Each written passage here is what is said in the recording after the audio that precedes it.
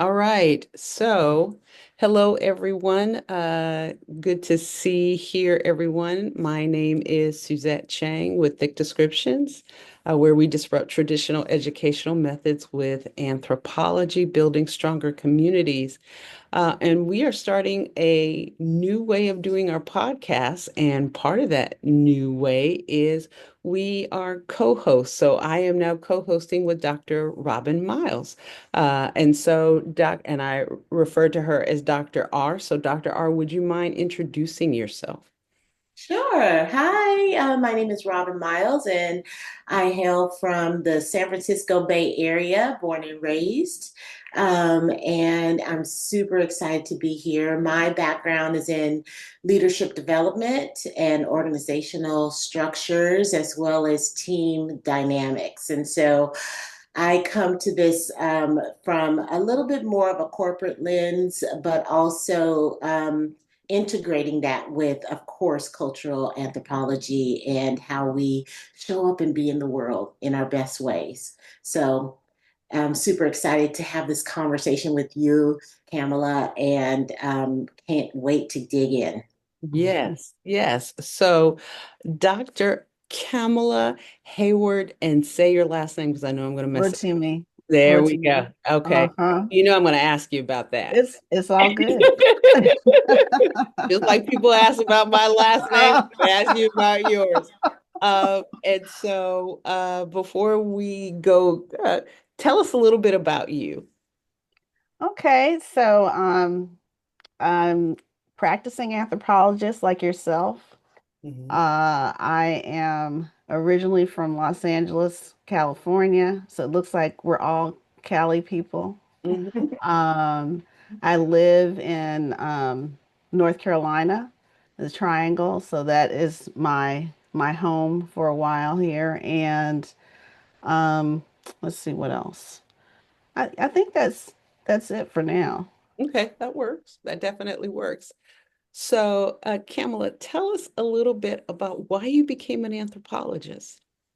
The why of it all. Hmm. So I actually attended Spelman College for undergrad, Okay. and some of my fellow alumni, they like to refer to it as the golden age.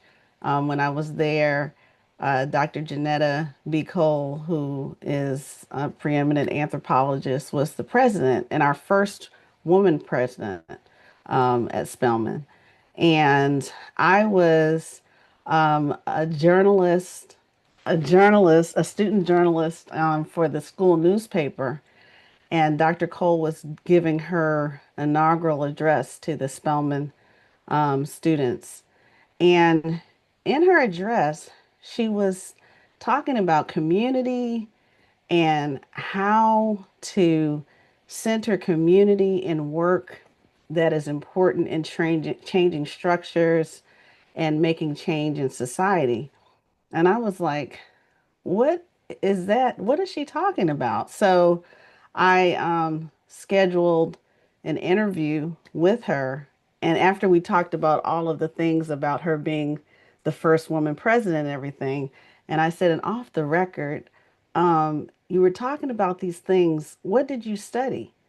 And she said, well, I studied cultural anthropology. Mhm. And the anthropology I knew was like, the colonial type of anthropology, right? And so I was like, oh, that doesn't sound like the anthropology I knew. So I wanted to find out more. And so I said, oh, could you tell me more about, what you studied? And she said, if you're serious, go look it up and come back in a week. And Mhm. so, Spoken like a true academic. Okay. Well, true to Okay. form of that era, Right, that right. that demographic, they were not like, I'm going to give you the answers. They wanted you to be inspired to be motivated to learn. So, exactly, exactly. And so you all may gather from where I am now is that I came back in that week. And so since then, I've been on the path of trying to make sure that my version of anthropology continues to integrate my interest in changing society and being an activist. And one of the things that I did love and still love about Dr. Cole is that she recognized that I was still very much an activist at heart. Mhm. And so the examples that she gave me of anthropology through her work and directed me to other anthropologists also recognize that kind of anthropology where you want to try to make a change, and make sure that you center community. Wow.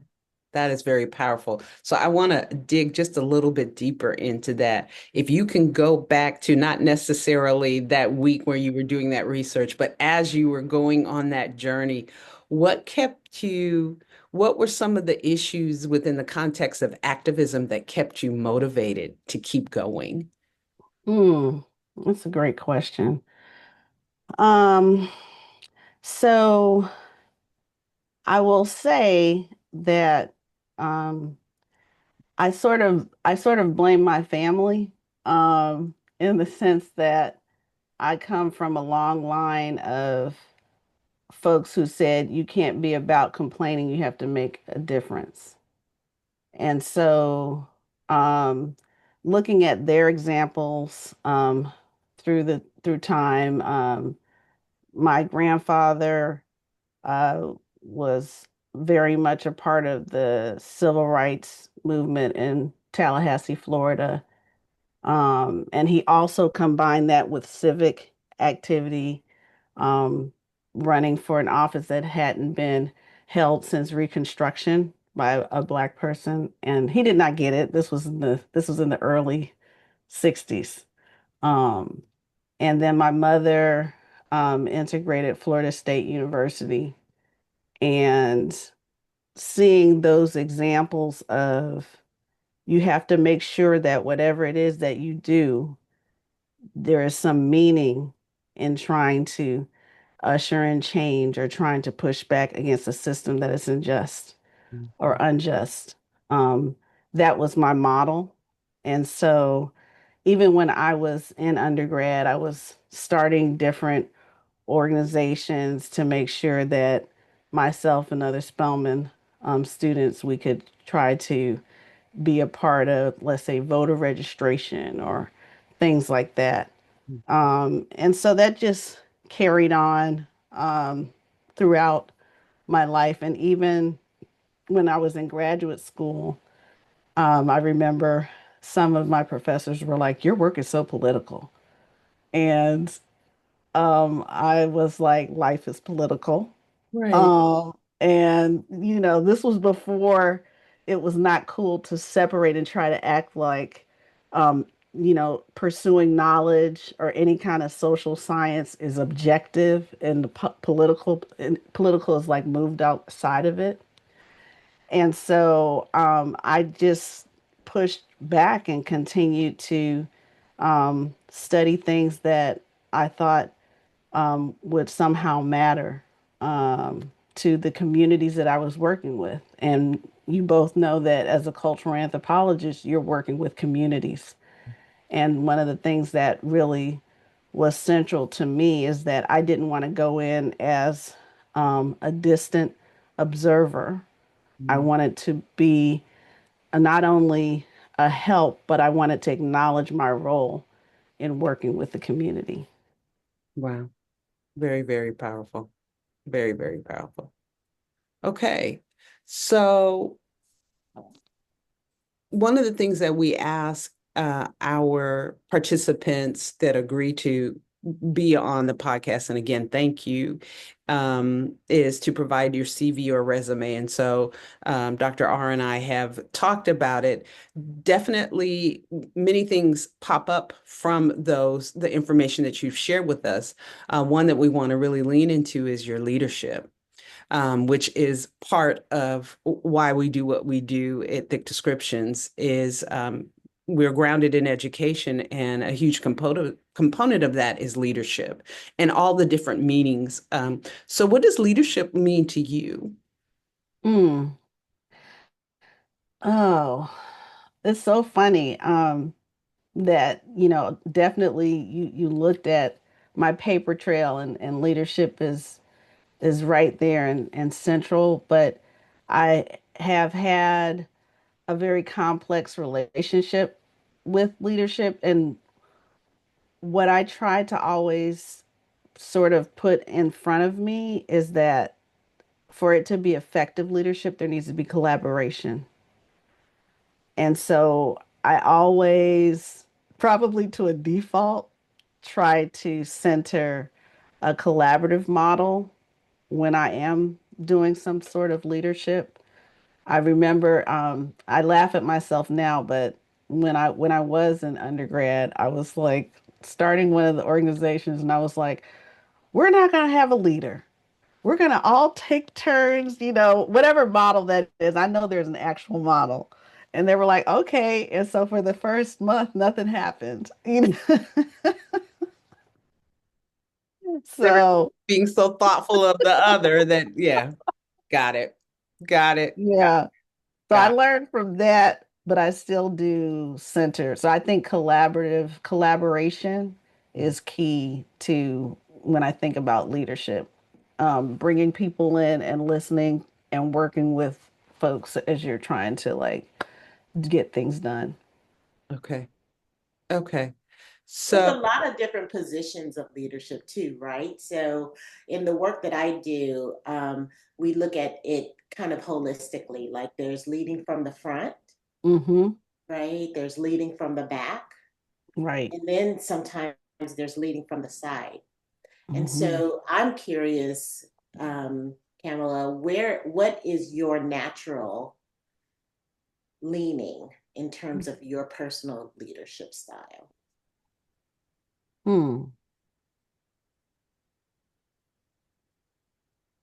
That's long, long pause because that's really making me think. Um, believe it or not, we like those questions. okay.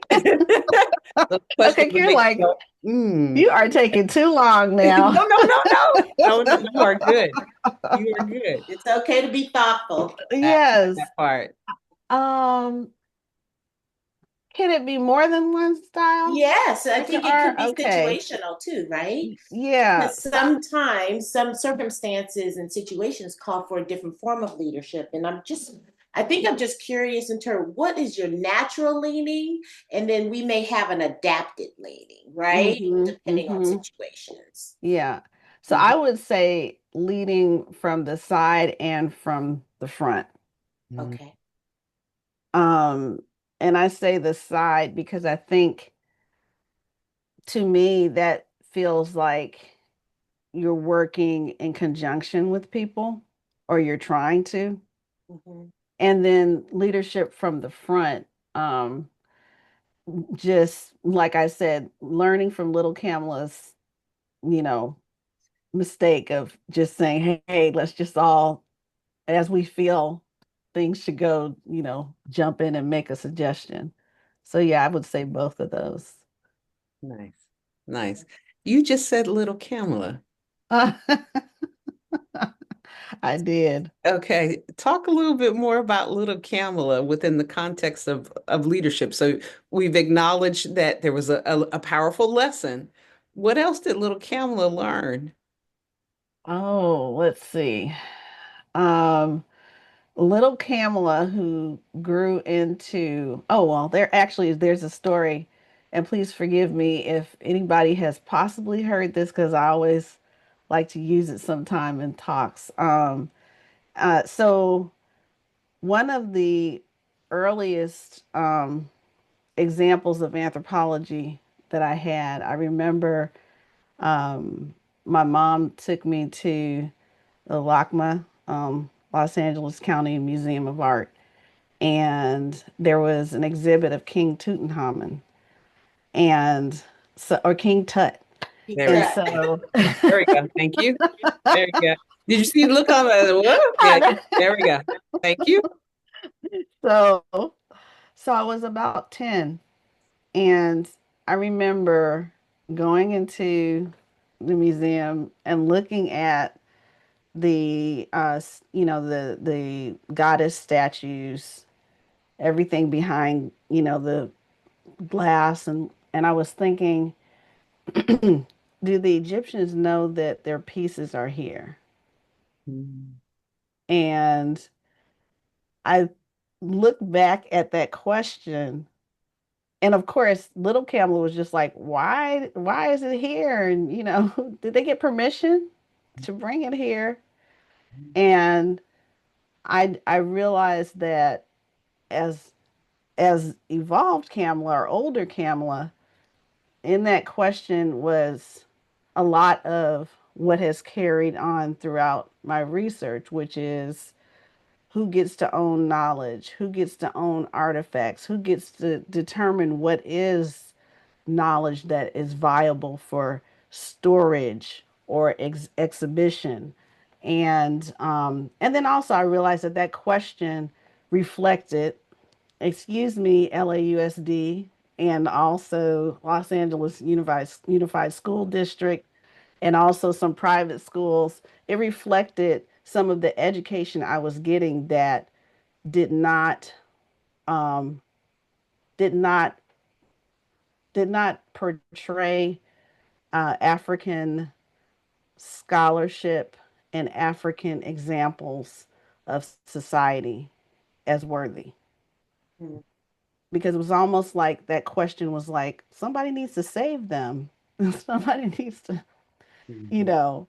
And then it's interesting, now lately there are actual organizations like Open Restitution Africa that are asking those same questions that's led by African scholars that are saying, why is it that our artifacts are in these museums and who's going to be held accountable for Mhm. that?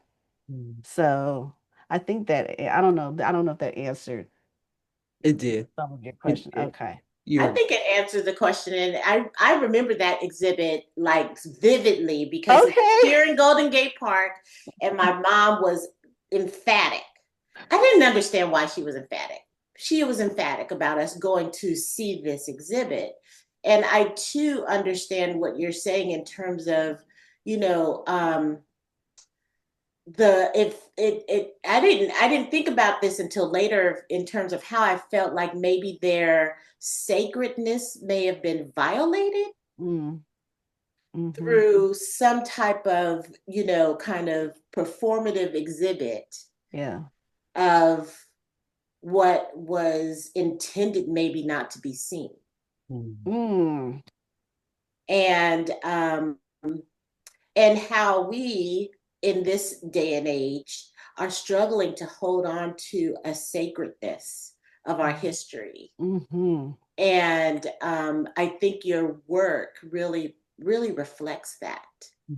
Thank you. honoring, Mhm. Thank you. of our history and Mhm. honoring of our talents Mhm. and those visible evidences of that. Mhm. So that's kind of just what came up for me as you were telling that story. Mhm. Yeah, and the sacred part,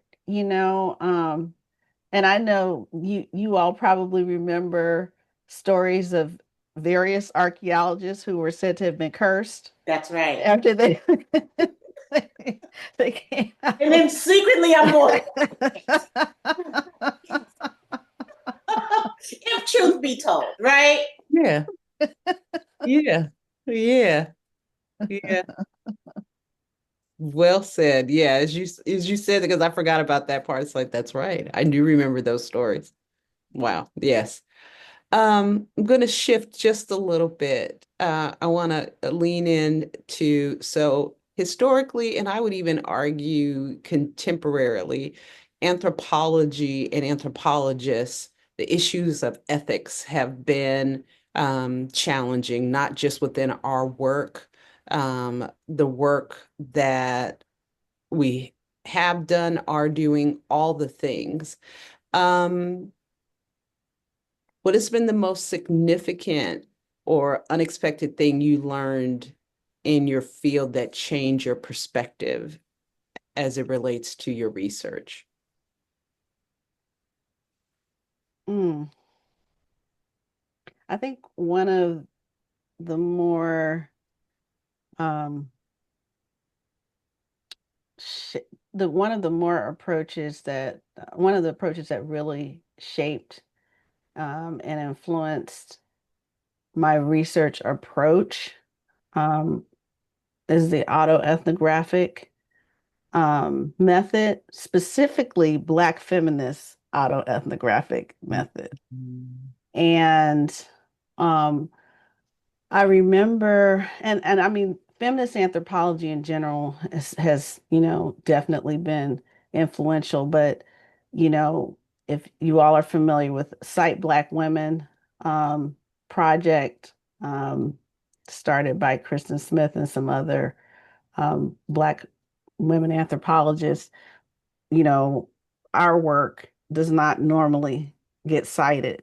Uh, but the autoethnographic method, I find uh, it was really important for me to see anthropologists not just reporting back what they are finding in their studies, but recognizing that somehow either the process they went through to study or to research in the field is warranted and needs to be a part of the ethnographic story. And that was central to me because um, back in the Stone Ages, when I was in grad school, um, there was um, discussion about reflexivity in anthropology, right? Anthropologists recognizing their role in study, but um, it was not really, it was more like we studied it in class, but there was still some pushback on for your research to be scientifically sound, it had to be objective, and objective meant You you weren't had to, right, exactly, you right, were not involved. And I was like, well, who got the research then? Where is this stuff coming from if you're not involved? right. And to think that you're going into a community and you're not having an impact on some level, that just seems disingenuous to me to act like you can just go in and say, I'm just an objective bystander, you know. And Um, is that really possible to no. objectively? Yeah, yeah. Well, I I think mean, you can decenter yourself. Okay. okay, yeah. I think that's another way of thinking of it from a research perspective. Mm-hmm. But to deny that you have an opinion or a lens through which you're looking at the work, I think feels disingenuous.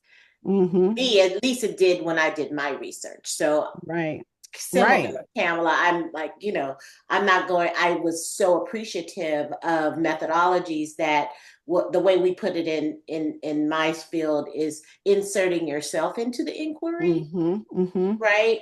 Mm-hmm. And appreciating that I'm a dynamic person as a researcher. I have the capability of knowing when I am centering my opinion and my ideologies are imposing them and separating that from what I may be objectively seeing happening in the field, right? Right. So Right. that's what I kind of hear you describing as well. Absolutely. And I'm glad you made that distinction because what I do want to say is a lot of the earlier examples of Suzette, to your point, that objectivity, um, it was foundational to a kind of colonial anthropology where they were setting up a hierarchy of societies and knowledge, right? And so it was largely, white anthropologists who were Like going in, white male, white male anthropologists, said it straight, That who, distinction, yes. who were going into cultures and societies that were deemed, I'm not going to say the words that they use, were deemed not on par with the, Eurocentric model of society. And I just remembered the other approach that was fundamental for me was Native anthropology, and Native anthropology meaning um, anthropologists. It started really with African American anthropologists studying their own communities, and then expands to, you know, generally people from marginalized communities studying their own communities. That was fundamental because um, we were also told as Black anthropologists that we were not doing real research if we studied our own That's communities. correct. That is absolutely correct. Zora Yeah, Hurston dealt with that a lot. exactly. That is absolutely correct. And as we're having this conversation, I'm definitely hearing both of you reflecting on my own experiences in the out in the field, and then also reflecting on the times of being within different African American cultures. We are huge. African Americans are huge in storytelling. That's part, no matter what community culture you participate in, there's going to be a story and there's going to be a storyteller. And that storyteller, I have yet, doesn't say it doesn't exist, I have yet for a storyteller to not insert themselves in it as they are saying and speaking and talking about all the different things that are happening around them, be it a joke, be it a whatever the case may be. So that is a part of every African American community I've visited, participated, whatever. That's part of who we are. Mm-hmm. So, and to bring that into higher ed and be told, no, it doesn't fit. It doesn't sit well. So hear you and understood and agreed. We Absolutely. have And a unique voice. that's Right. right. So, That's I right. mean, even my tone of voice, I mean, all of what we bring to a dominant space is going to maybe looks different, sound different. And so to withhold that from what you're developing, researching, contributing to the space is somewhat of a self-denial, number one, and maybe an affront to what we represent. Mm-hmm. So to acknowledge like the unique contribution that we may bring to the space, which is what research hinges on, right? Making Mm-hmm. a unique contribution to the body of scholarship, Right. then I I I am almost called to insert myself into the inquiry. Mm. Well said. Yes, Yeah. agreed. Which then Mm-hmm. ties into a commitment, I believe, from all of us to bridge the gap between higher ed and public spaces as it in this context, leadership, anthropology, all the things that have to do with human beings. Mm-hmm. It does not need to be siloed in higher ed. Absolutely. That is, Everything we've said, it yeah. happens in public spaces. Well, it Yes. would be a disservice if we only relegated it to that domain, right? Right. How are Yeah. we going to serve the community because our community Well, isn't at all represented in that domain? Right. that's, you hit it. That was one of my mantras, when one of the things that kept me afloat when I was in grad school, because of course, like I said earlier, they were saying my stuff was too political. And I said, how can we bring a lot of these theories, and I like to call like the part of the article where there's like further suggestions, that end of the article where they're like, Yeah. this can Yeah. happen. Yeah. How can we bring that into, policy making? How can we bring that into, you know, organizations like yours, Suzette, bringing anthropological knowledge to, you know, um, education? How can we do that? And like you all were saying, you can't do it if it's going to stay. Back in the day, it used to be in the stacks. Now the stacks are digital, right? That's not going to move the needle. No. And so, I unapologetically say there was a time when I used to apologize a little bit about, yes, it needs to move the needle. No, I'm saying it unapologetically. We need to move the needle with Mhm. these studies. Mhm. Can And we have a little pregnant pause here around this sure. whole notion around too whatever, too political, the commentary. I mean, because this is important in terms of how we bring our work forward Mhm. Hmm. or opportunities that we have Mhm. to bring our work forward, Mhm. specifically as Black women. Mhm. Right. So I'm just curious, Kamala, how your take on that commentary and how you processed it and how you made the decision to move from, move into that space of being unapologetic when Mm. you received the commentary of this is too political. What did that phrase, how did you translate that? Well, I'm going to be completely honest. When it was first said to me, it hurt my feelings. Mhm. Um, because I felt that um why would it be wrong for a student to want to come in and have research topics that questioned injustice or systems of injustice, and not just question it, but actually wants to make suggestions on how those systems of injustice can be challenged. So my feelings were hurt. And then after I got over my feelings being hurt, um, I guess I was just hard-headed and I was like, I,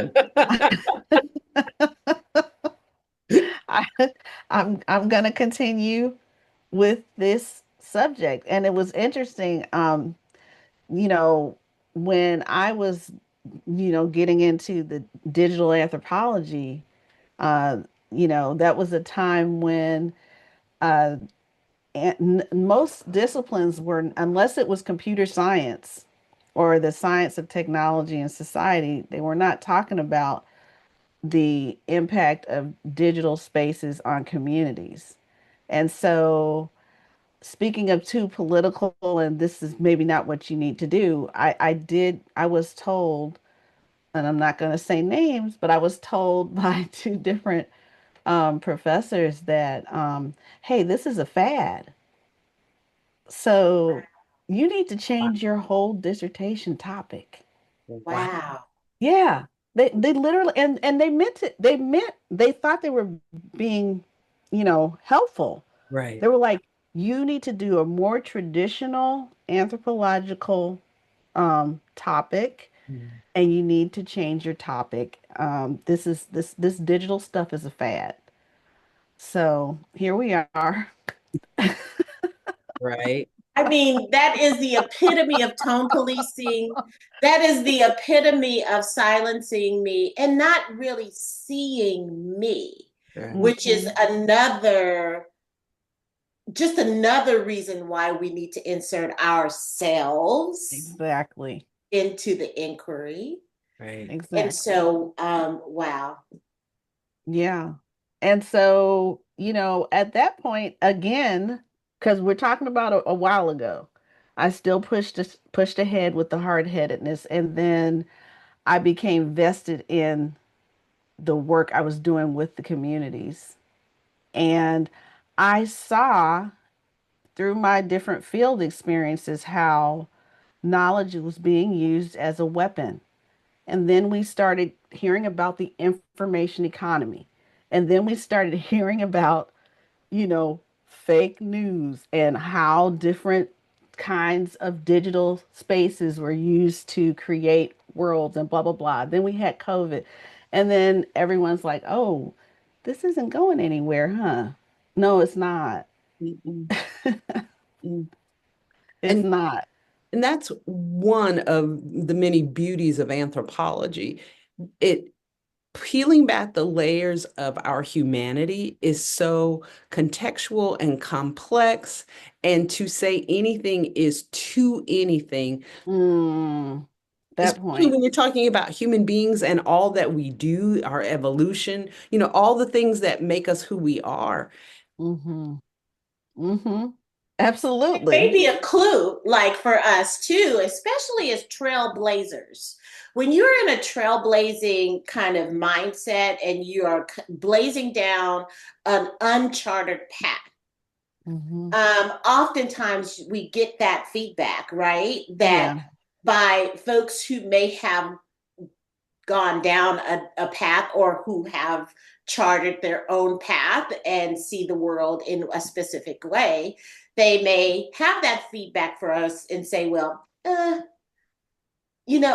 would be cautioned to go Mm-hmm. down that path because Right. it's unknown, Right, right? It's uncharted.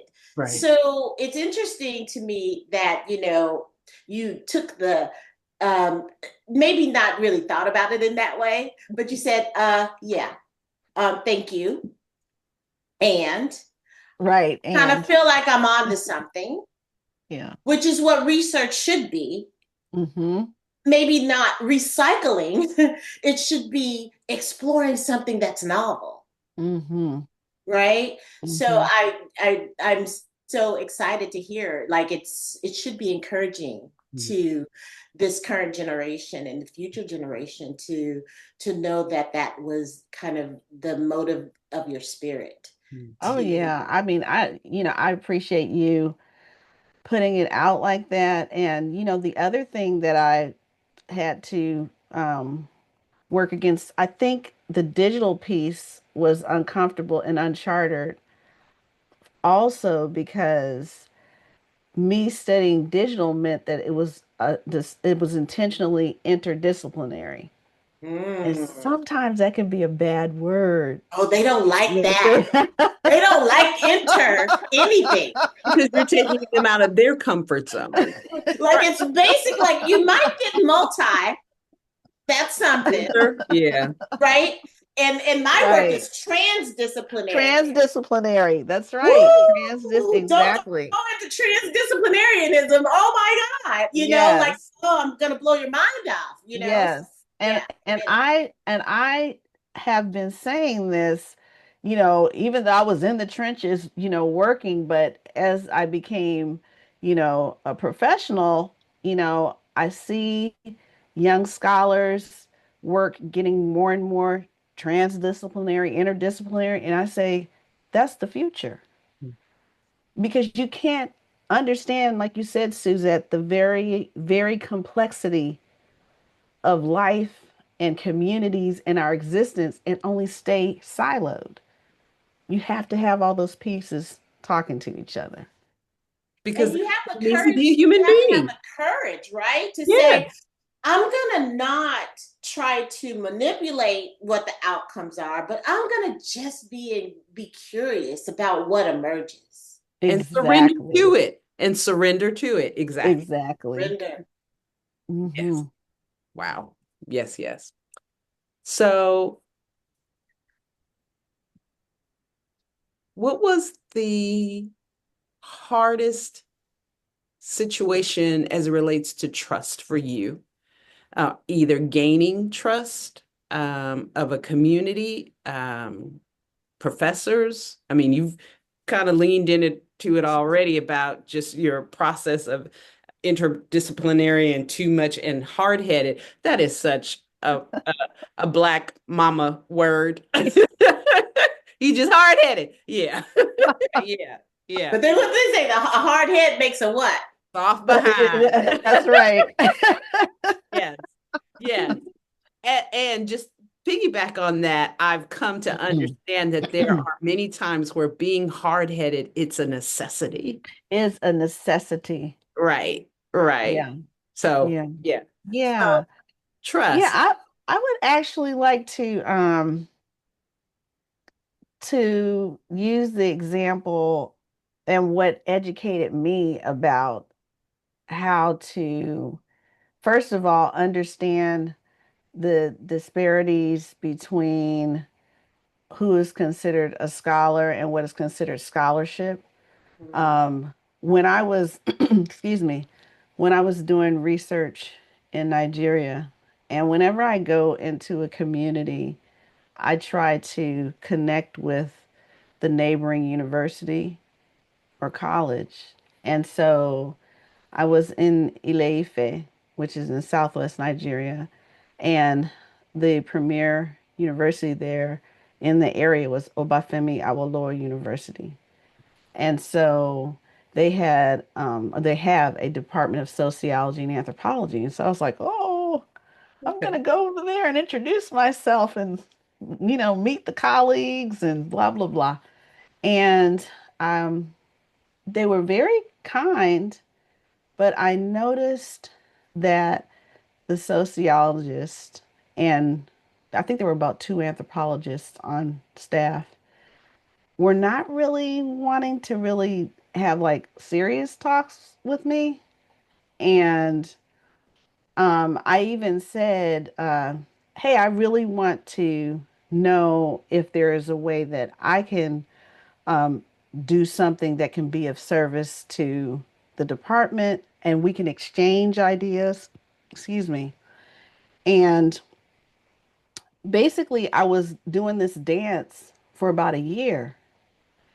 And then one of the anthropologists had been on leave in South Africa and he came back and he heard what had happened. This crazy, black woman from America was coming over here trying to talk to us, And he was like, "Wait a minute, let me go find out who that is." And so he sought me out and he said, I'm hearing what you're saying, and I want to take you back over there because let me explain to you, they don't trust you based on the kind of extractive policies and practices, rather, that previous, you know, scholars from the West have done when they come here. And then when I went back with him, you know, and this is his department, they were willing to then talk with me. And that's when one of the anthropologists told me, you know, all the things that happened, there have been plenty of Western anthropologists come over here, they take what they want, and then they leave. They never even engage with us as scholars. They act like we don't know anything, you know. And so finally, it took me a year to gain their trust. And as a result, that was one of the projects that, I worked with the anthropologists to develop an engaged anthropology curriculum, to push back on the colonial model of anthropology. But yeah, that was humbling because I did not know that those kinds of barriers and that kind of history that I would be representative of that history because I also thought since I was African American, we'd be more like cousins, right? Like I'd go and like, I'm African descent. No, you still are from America and the West has treated us in this way. So you have to demonstrate that you're not coming with that kind of extractive energy. Mhm. Wow. King Yeah. Tut. King Tut all over again. He started with that story, right? Exactly, And exactly, how that turned out, which exactly. makes a lot of sense. Yeah. But it also, I love that story because it reflects also some of our learning curve Mm-hmm. around our motherland, Mhm. Right. and what we need to do. And trust is built. Mm-hmm. It's not a given. Um, and so I'm so glad that you were persistent and stayed with it too. Hard head again. Right? I love it. So Yeah. this might be our last question. We'll see. Um, you were asked to talk about a book, one of your favorite books. Ooh. Yeah, okay. One of my favorite books, and you all are gonna say this is a setup. So my favorite book is The Salt Eaters by Toni Cade Bambara. Mm, And there's actually a quote that I wanted to read if y'all will allow me. sure. This is the quote that just really took me out. I mean, the book itself, the novel was, beautiful. Prose just, took me away, but this is the quote that got me. So it begins, "Are you sure, sweetheart, that you want to be well? Just so's you're sure, sweetheart, and ready to be healed. 'Cause wholeness is no trifling matter. A lot of weight when you're well." And that part, a lot of weight Mm, when you're well. I was like, what? I mm, had never heard that and hear it in a like a novel, but just what it symbolized, mm, mm, this not fixing things, but how do we get towards wellness? That's what it symbolized to me. mm. So I have actually, I knew this was going to happen. I have more questions. So the novel is about, So it's a healing. There was like feminists and different people within a Black community, and the main part was that they were coming together to heal this one character. okay, Yeah. And so it was representative of all these different movements and a healing of this character. But then how did that situate the community? okay. And you are saying wait, W-E-I? Weighgt. Okay, okay. That is heavy, just the wording is Right. heavy. Um, it ties into what we were saying, that the complexities of being a human being, um, Hmm. and the weight of and weight is subjective in meaning and understanding and all the things as well. Um, why did that book resonate so much with you? I think I first came across that book in one of the great classes in undergrad, and I think it resonated with me because the central character was this woman, and it was these women who were actively involved in their communities. They were organizing. They were Black feminists. There was civil rights movements, and it wasn't just the action of making things work and fixing the structure. It was, how do you address the person in the community also? Mhm, It wasn't just the structure the person was in. How do you address that person? And there's so much weight in being well. There's a responsibility mhm, in getting well. It's not like, oh, everything is fine now. You have to keep working at it. There's a weight in being well. There's a responsibility. That's the part that really got me and because there's I maintenance in it. yes, And And there yes. can be some guilt in it as Mm-hmm. well. Mm. Mm, So I know that, there is, when you are focusing and, on building your own inner resourcing and supporting your own wellness, mental, physical, cultural, all the all of the O's, right? Mm-hmm. Wellness, and you start to be well, it also creates maybe some dissonance with Mm. you between, this is just my personal experience, it can create some dissonance between you and your community that may not be either on the same trajectory, at the same Absolutely. level. And so I'm curious for you, Kamala, what is your posture as you're carrying the weight of your wellness? Mm, yeah, it's funny. I think back on um, when I was, this is not little Kamala, this is young Kamala. And I thought in order to be doing things in the community that were going to try to institute some kind of change, that everybody needed to live the same way. So to your point about the wellness, if everybody is in a house that's with pipes that are leaking, I have to live that way too. Well, thank goodness I realized that actually is it's actually almost like a fetishizing. It's like patronizing. How are you helping anything by going and living in a situation where everybody's downtrodden and you have the ability to move and take care of yourself while still serving your community? It's like when you're in the plane, they say put the mask on yourself first before you know. And so I was like, it's not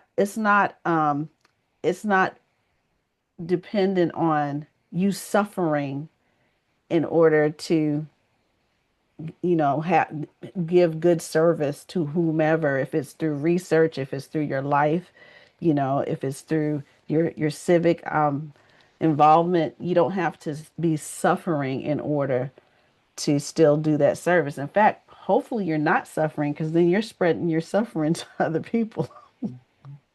Mhm. Mhm. Wow. We could keep going. We really could. We really, really could. This has been very powerful. Kamala, thank you so much. Thank you so much for inviting me, Suzette. You all, I mean, there's definitely some quotables that have been shared that I will have to cite both of you. Hey, received, and thank you, and definitely reciprocated. So, folks, thank you for listening. Definitely share your thoughts and comments as we continue to identify ways to bridge the gap between higher ed and public spaces with anthropology. And thank you again to everyone. Dr. R, you rocked it. Dr. No, now you will be Dr. K. So just and side note, growing up, strong Black mom, there was no way I could call a doctor by their first name. Uh, you And know, and and I remember going through higher ed, and they'd say, "Oh, just call me Marie." Mm-mm. So, and yeah. embarrassed to say that up until now, I did not realize that you were a doctor because I've been calling you by your first name. So you will be Dr. K. Oh my Like goodness. she's Dr. R, because yeah, my mother's not having that. I know she's not in earshot, but I can feel her presence. Okay. So no. All right. Thank you both, ladies. Thank you. Bye. Bye-bye.